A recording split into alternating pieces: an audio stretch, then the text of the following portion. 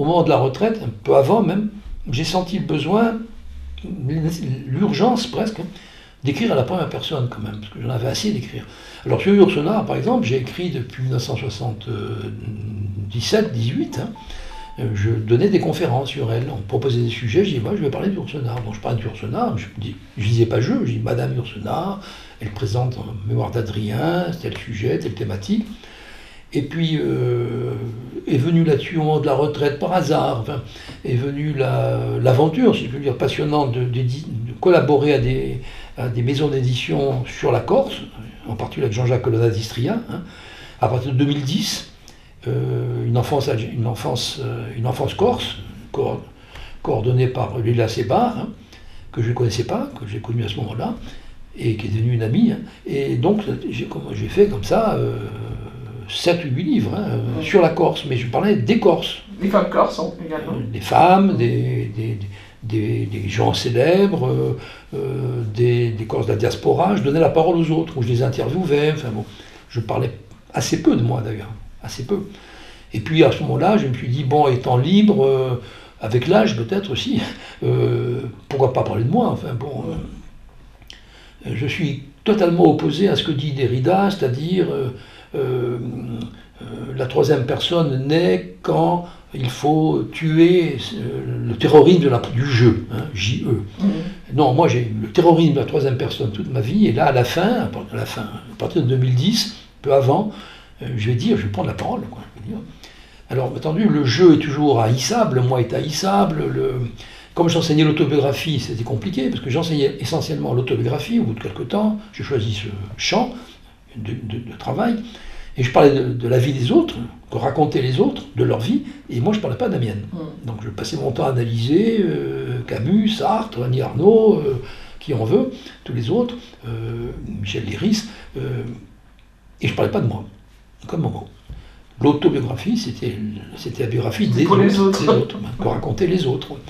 Et là, je me suis dit, pourquoi pas parler un petit peu de moi? Alors, c'est compliqué de parler de soi, parce qu'on a tous le petit tas de secrets qu'est toute vie, comme dit Yourcenar, et ce jeu, cette commodité grammaticale, quand elle dit aussi, comme elle dit, elle a eu des mots très durs sur l'autobiographie, qu'elle a refusé très longtemps.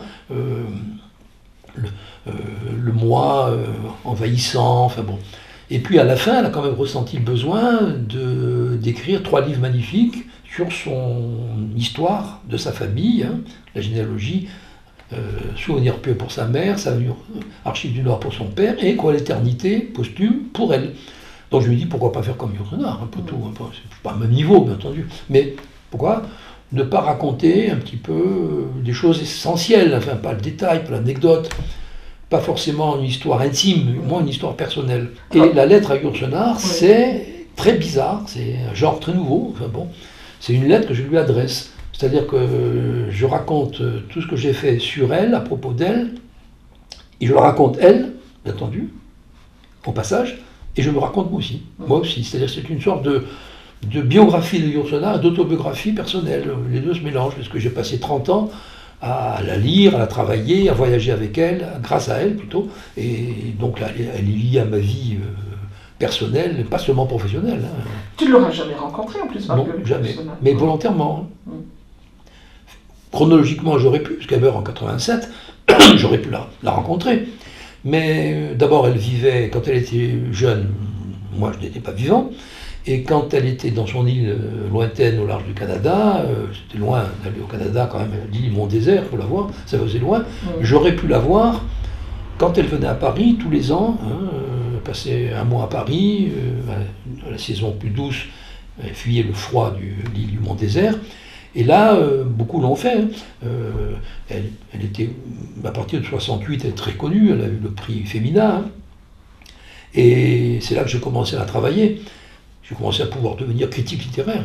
Et là, aller à Paris, demander un rendez-vous, comme les journalistes qui vont voir Mike Jagger un quart d'heure dans un grand hôtel à Paris, voir Yourcenar comme ça ne me tentait pas. C'est ce qu'elle faisait, elle recevait les gens un quart d'heure, et puis au bout d'un quart d'heure, la secrétaire arrivait, monsieur, c'est terminé, prenez l'ascenseur, descendez. Donc ça m'a pas paru, je préférais... La seule chose que j'ai d'elle, c'est une lettre qu'elle nous avait écrite quand on avait organisé un colloque à Tours, on l'avait invitée. Et elle nous avait dit, peut-être que je viendrai au beau jour, si Dieu me prête vie. Et elle avait ajouté quand même, de toute façon, la réponse à vos savantes interrogations se trouve dans mon œuvre. Phrase un peu dure, hein, mais authentique. Donc je me suis dit, après tout, la lire, la travailler, m'imbiber d'elle, ça vaut toutes les rencontres professionnelles, frivoles. J'ai toujours été déçu, pas toujours, enfin, assez souvent déçu par la rencontre avec les grands écrivains. J'ai rencontré pas mal de grands écrivains espagnols. On mystifie. Et quand on les rencontre, on s'aperçoit que c'est des gens, soit qui se plaignent de leur prostate, soit qui se disent du mal de leur éditeur, soit qui disent du mal des autres écrivains, soit qui crient misère, soit qui... c'est l'histoire de Céline, c'est-à-dire que ce sont des grands écrivains, mais des hommes pas toujours passionnants. Hein. Et décevants. Décevants, oui. Non, quelques-uns, oui. mais beaucoup. Non, mais la rencontre, en tout cas, pas. La rencontre est souvent très rapide, un cadre social, c'est pas dans l'intimité, c'est pas chez eux. Ça. Donc on est déçus. Alors je préfère les garder leur œuvre.